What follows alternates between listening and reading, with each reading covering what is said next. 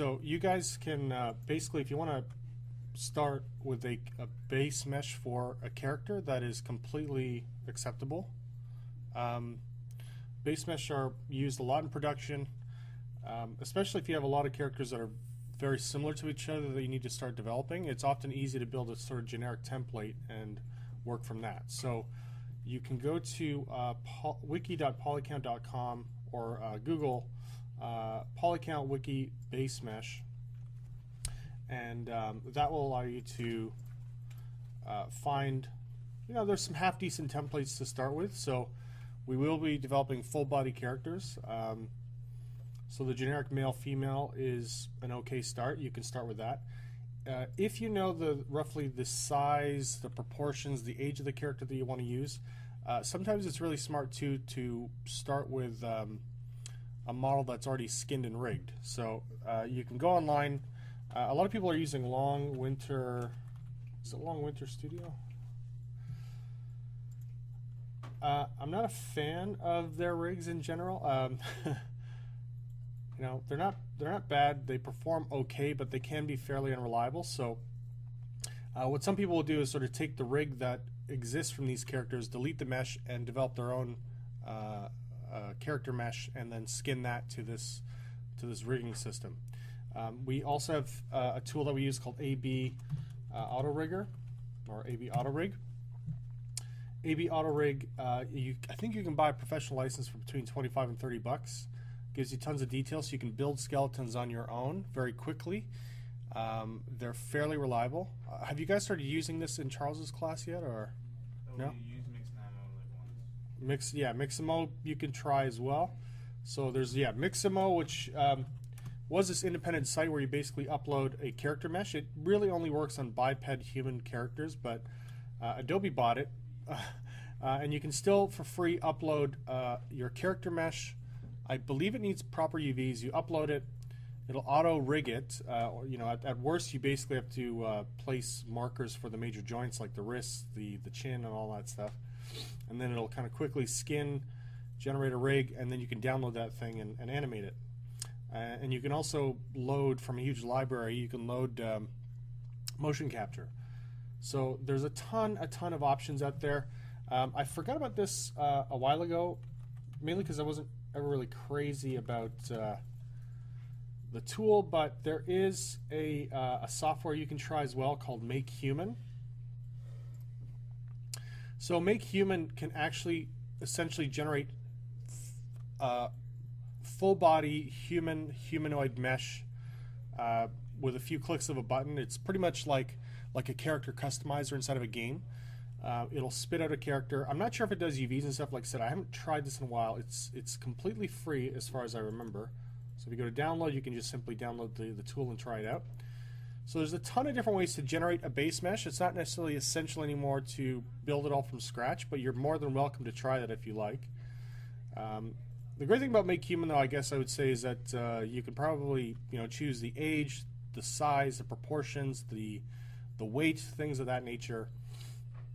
In the past, I've also used a 3D head generating software, which basically uses photography to spit out a product. Now, I'm trying to remember the name of the tool, but it's been a while, so I'll have to skip that for some other time. So those are a few options, and you can also just, as well, Google 3D base mesh download. And you'll find, either Turbo Squid, there's TF3DM, which is another website. There's a bunch of different spots. There's blog entries where people have uploaded their own, and you can sort of check out the mesh and topology. So,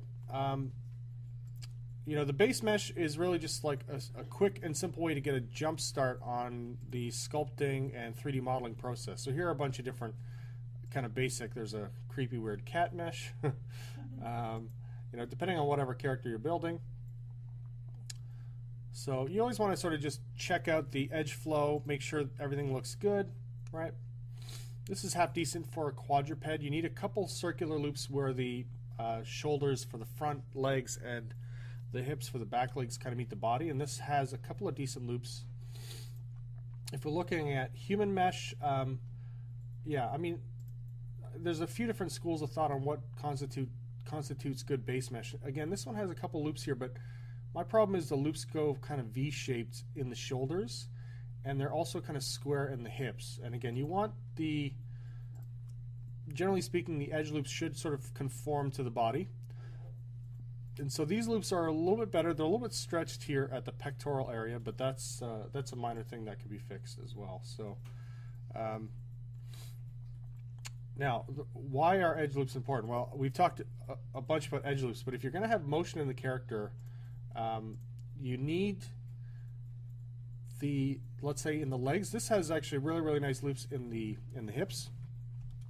Right, so these circular loops, there's a good density of them. In any joint area, you need a minimum of, I would say, 3 loops in the elbows, the wrists, the ankles, the knees, the hips, and shoulders. And the reason why you need that many loops is that you need to be able to bend the joint, have it bend correctly, and create a crease or a fold. And for any fold, you need a minimum of 3 edges. One edge which creates the indentation or folding, and 2 other edges that maintain or create a flexing action, right? And you also need 3 edges to maintain the consistency of the outer shape of a knee or an elbow, right? On the opposite side of where a bend happens. So those are things to look for in any character mesh, right? So let's see if we can take a look here too. These are super, super low poly fingers, for example. You see there's 1 edge loop per finger. So if you were to start with hands, for example, or if you needed to build hands, you know, you could start with this as a base mesh, but keep in mind that each finger would need a minimum of 2 to 3 subdivisions per loop for each digit and each bend in the digit.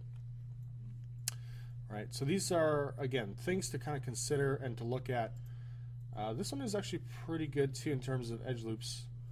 And you can, again, keep in mind with the base mesh, you can always throw in extra loops as you need them. So again, you can sort of see 3 loops. Yeah, let me zoom in for you guys. So there's 3 loops at the elbow, you know, at least 3 available at the wrist. There's 2 major ones at the shoulder, but you could easily slip in an extra one in between.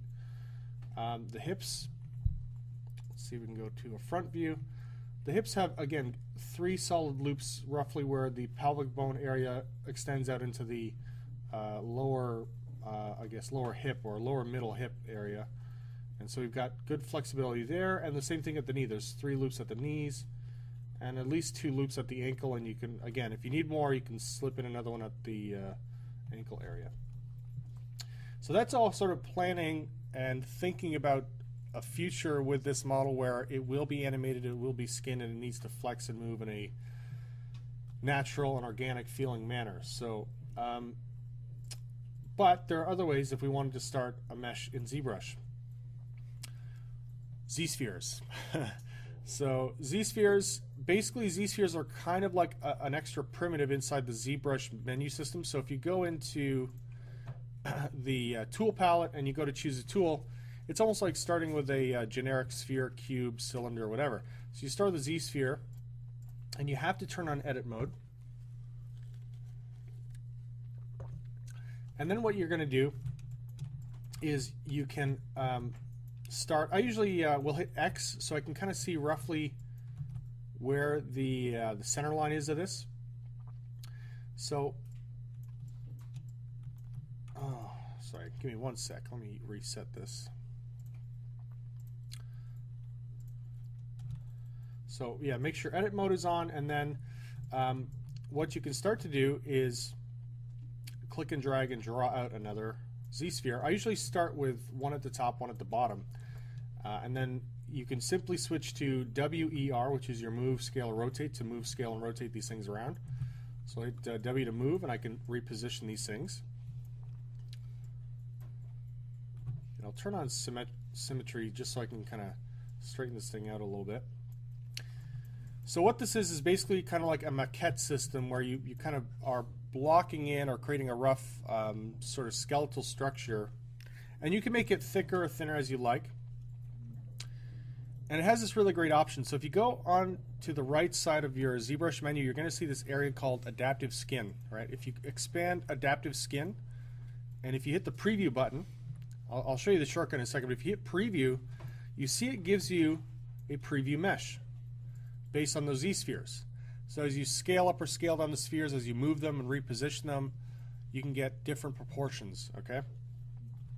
So if I hit A, A will jump in and out. That's the shortcut. You hit the letter A, it'll switch between the kind of Z-sphere layout and the preview mesh.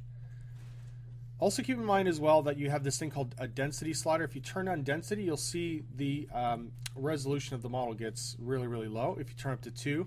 So this almost represents like a subdivision setting. I often like to keep this thing very, very low at either 1 or 2. 2 is usually good. The default's usually pretty good. If I want to do something ultra low poly, like I said, I'll drop it right down to 1. And when you're done, so let's say I often will hit A to switch between the Z-sphere preview and, the Z-sphere layout and the adaptive skin preview. So that's A to switch back and forth. When you feel like the model is ready to sculpt, so let me just do some, this will be really, really quick for demonstration purposes. So I'm going to just control, click, and drag. Okay. There's a few tricks to this as well. So often use the move tool, reposition things. So let's say we've got shoulders for a character. I'll take this sphere, I'm going to scale it up. Let's go to the move tool. So place the shoulders up here. I'll go back to draw mode, which is Q. If you want to make, so let's say you're drawing a new sphere out, and you want to make it the same size as the one that you're drawing from, you can hold Shift, and Shift will snap the size of this new sphere to the one that it was drawn from. So that way you kind of create a consistent size, let's say. So I can pull this thing down, right, and you've got this consistent sort of tubular size. And now if I go to draw mode, I can draw roughly in the middle, and that creates a middle joint. And then what I would simply do, or before I do that, let's say I'll scale down the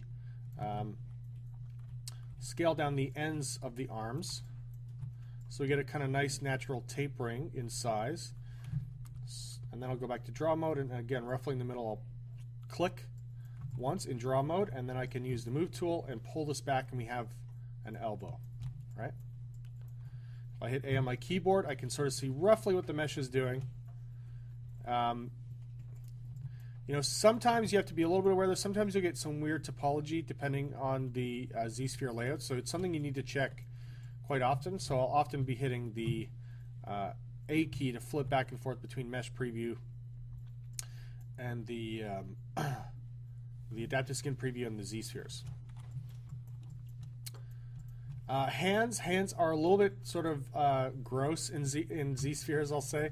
So if you want to draw a hand, it winds up being kind of chunky, a little strange looking. And by the way, the default, so when you're building characters, you should try to build them in this what's called an A pose. So the legs or the feet should be roughly shoulder width apart, and the arms should be at a roughly 45-degree angle from the torso. The reason being is that, and I'll show you, this is another great thing about Z-spheres. So if you notice, I can kind of click between Z-spheres, and you see almost this like joint-like system. Well, I can rotate the whole arm now and almost treat it like a rig, basically. So I can reposition by moving, scaling, rotating. So let's say the arms need to be a lot smaller. I can just click in between these two joints and then scale the arms down and give this person a little T-Rex set of arms. It's funny, my friend often calls his wife T-Rex arms because she does have really short arms. He's a bastard. He's a bastard. Okay, so she laughs. She laughs. Okay, so I'm going to rotate. You know, you can rotate these, but as I said, if things are a little bit out of position, you can rotate and scale and do all that sort of stuff. And we can do the same thing, you know, even with the upper torso. So I can kind of grab the upper torso, lower torso, legs, and kind of rotate that way as well.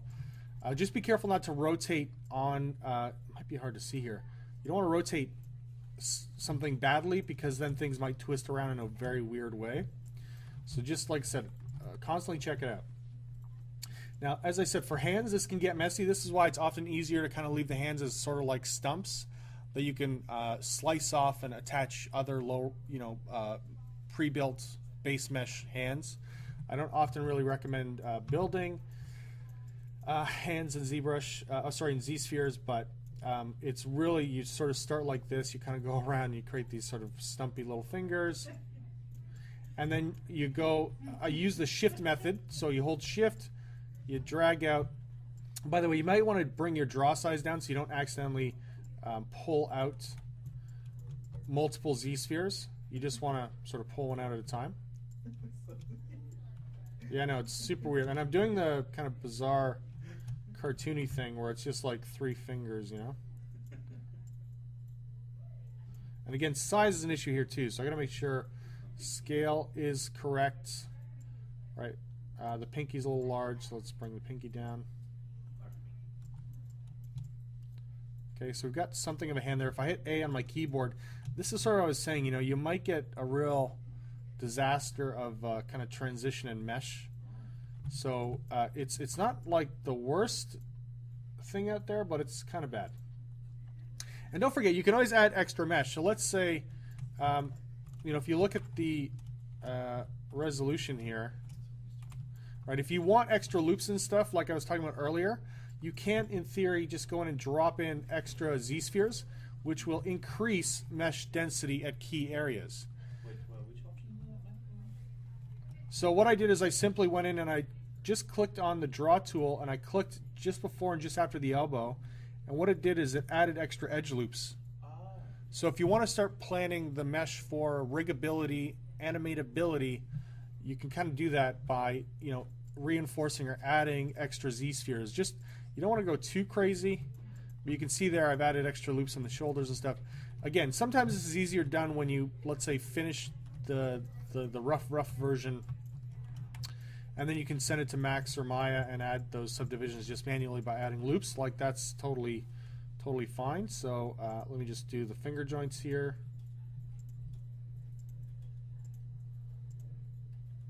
See if this looks any better. It looks somewhat better, but I often find there's a horrible like series of bad edges that get developed because of Z-sphere hands. So I'm often much more likely to simply just grab a separate set of hands from some other model. I've got a model and a mesh that I can give you guys as well. But if you're not happy, by the way, so this is another little feature. You can hold Alt while in draw mode, and you can kind of delete spheres this way too. So if you need to clear them, oops, hit the wrong sphere. Okay.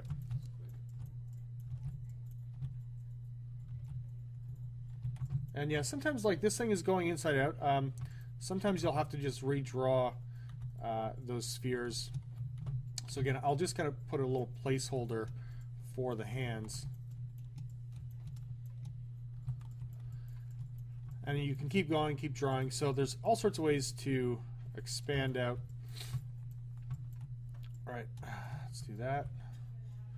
Kind of makes me think of American Dad, Mine Quad. I don't know if you guys have seen that, but.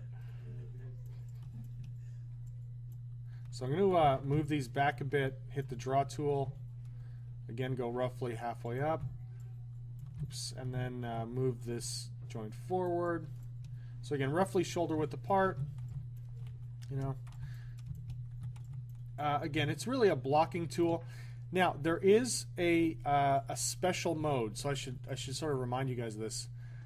There's a special mode that allows you to kind of almost sketch like flesh and tissue on top of this. So you can, in fact, treat these things almost like a skeletal system. So I'm going to scale down all the Z-spheres. So this is a mode known as, as Z-sketch. I haven't fleshed this out, by the way. I should sort of show you guys quickly. You know, if you want to do a head, again, you go to this kind of main. If I can draw there, we go. So we'll kind of draw up and out a neck, and then depending on what I'm doing head-wise, I may just make one giant sphere and kind of move it into position. Right? It's just, yeah, very, very goofy looking, you know? That's what I was saying, though. It's very maquette-based, right? If you hit A on your keyboard, you get the preview. But if you hit Shift, I believe it's Shift A. Oops. Shift A. So Shift A, what it does is it goes into this special mode. Yeah, maybe I'll bring down the intensity and the size, draw size. So let's go Shift A. So Shift A, sorry, when I undo it just kind of turns off the mode, but Shift A is this thing which is called ZSketch. I'm not a particularly huge fan of ZSketch, but yeah, let me just take down the, let's turn off RGB. I'll turn down the draw size, I guess, as well. So ZSketch can allow you to kind of almost build this like muscular style system on top, and then you can hold Shift and smooth this out. Okay, so you can start to kind of sketch all sorts of crazy things out here. There's a few different sort of sub-tools. There's this thing called armature, which allows you to kind of draw off the model. If you hit A to preview, this is kind of what the mesh will look like. Right now it's only actually representing the ZSketch itself. So a lot of times people, if they want to do a more free-form sort of sketchy look, let me undo this, or hit Shift A. A lot of times what they'll do is they'll just go create another ZSphere, right? So this is kind of the starting point, and then you hit Shift A right off the bat, and you can start. Oops, let's hit Shift A again. So Shift A. Woo, too big. Yeah, I find, I don't know, maybe I have to turn off dynamic, I guess, or turn on dynamic. That's probably better. Shift A, right? And then you can sort of smooth out from there. And if you hit A to preview, this is kind of what the mesh will be like, right? It sort of has a Dynamesh style look to it. So it's almost like a related but sort of separate sculpting mode, I would say. You can say that the ZSketch we can also like use to create muscle of the character also? Yeah, it's sort of like a muscle sketching system in a way, yeah. So I'm going to go back here. I just want to show you guys one other little sort of thing, which is sort of interesting. So let's scale this stuff back up. I haven't done feet yet. I mean, feet you can just sort of simply block in with an extra sphere or two at the bottom. But the great thing about this system too is that you can really like pose a character. You can really change the attitude of the character in its early phases. So a very, very powerful system. And like I said, when you hit A, you've got this mesh preview, adaptive skin preview. When you feel like you're done or ready to move on to more sculpting, you can hit make adaptive skin. So I don't know if you guys saw that, but what it did is it kind of created yeah, so I'm still on the tool which has the kind of like ZSphere rig, I guess you could say, and then if I click on this other version of it, it's literally just the raw mesh. Okay, you guys see that? Yeah. So I can now just like anything else, I can subdivide this, I can divide, I can sculpt, right? I can start to do the other stuff. Right, so I can just go in and sketch in symmetry. Damn standard. Oh yeah, let's go standard brush. So I can go and sculpt. I guess my Z intensity is a little low. All right, so you can go in and start sculpting and dividing and all that jazz. Okay, whatever you need to do. This is a really ugly character, by the way, so don't judge me on that. So yeah, that's okay. I'm gonna rename this thing, so I'll just call it character mesh. So it's a little easier. Now, what's cool about the ZSphere thing too is that if I come back to it later on, I can in fact go in. Let's say scale the spheres down a bit. I don't do this a lot, but it's an option sometimes for people. Or keep in mind you can kind of create these sort of skeletons yourself after you've done a character sculpt. But there's a little section in here. Oh, where is it?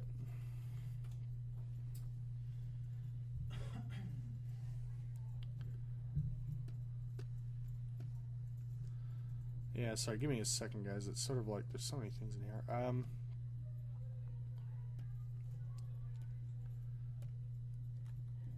So make sure I'm on the right tool. Oh yeah, I think I have to make this thing. This is the other thing. So once this mesh, it was generated from the adaptive skin menu. You also want to make sure that you hit Make Polymesh 3D to make sure it's a truly editable mesh. So. Okay. Sorry, yeah, let me go back. I'm actually in the wrong tool here. So if I go back to the Z skeleton, right, and I've got the character mesh over here, I can do this thing called rigging. So I can go to rigging, select mesh, select my character mesh, and you see now it sits inside of this. And the crazy thing about this is that I can now go in. I should say bind mesh. There we go, bind mesh. And now I can actually repose the character. So even if you've never started with ZSpheres, you could, in theory, go in. Oops. Again, this thing doesn't have proper edge loops, so you see it's noodle arming here really badly. But anyways, you can do poses this way. You can do asymmetrical poses, right? So you can start to change the character's position. So it's kind of amazing. It's a really like fast, easy, artist-based system. It's not, as labor-intensive and technical. Again, noodle legs here, as some of these other options are. So. And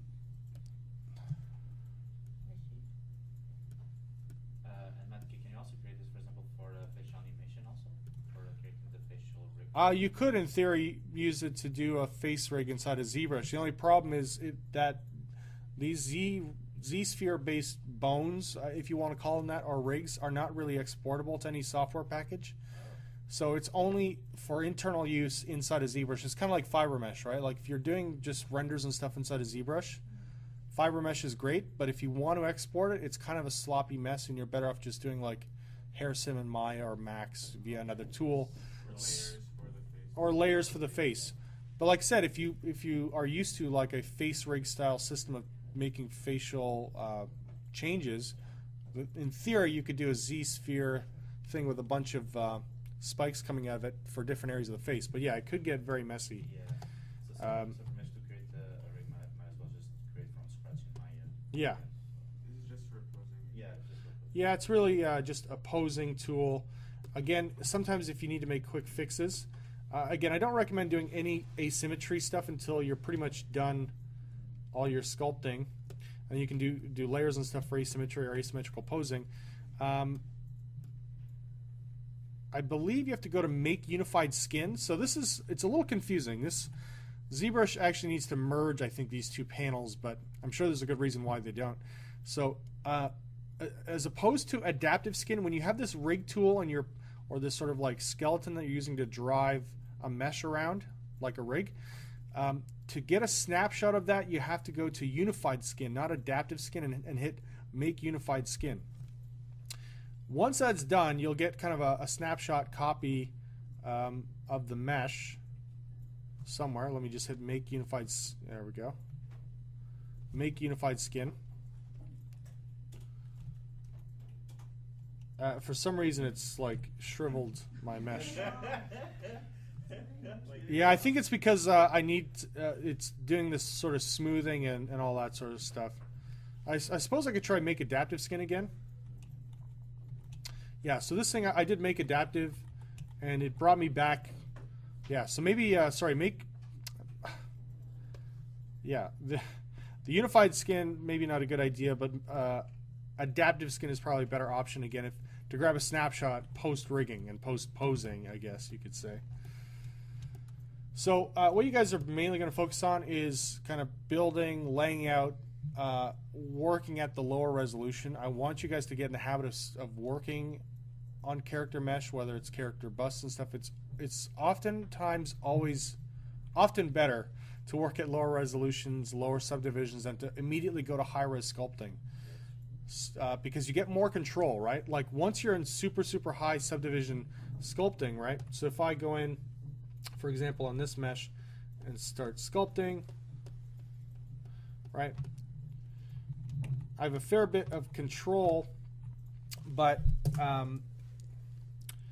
what happens when I go to high subdivisions, right? It then becomes harder to smooth. And even if I switch to something like a smooth strong brush through the Lightbox palette. So if I go to brush, smooth stronger, I'll skip this note. So even with smooth stronger, I still have to work it a lot more.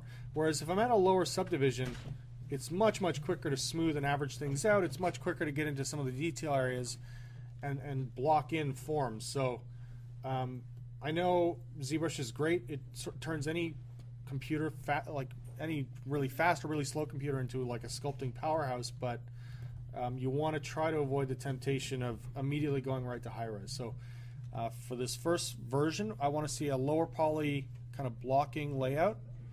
You can use Max and Maya if you want as well. You can use Make Human to start, but I want to see the character in 2 weeks close to what it should look like. And in another 2 weeks, we'll have a more refined and polished version where you'll have a few more subdivisions. You'll have you can have sculpted detail, or if you're going cartoony, it can be fairly simple. And you can focus more. Everybody's going to have to do at least a very rough paint job, which we'll talk about in future class. But now, for example, if we want to rig the the full body character on low res, just like you did, but if we already have the head sculpted, like for example on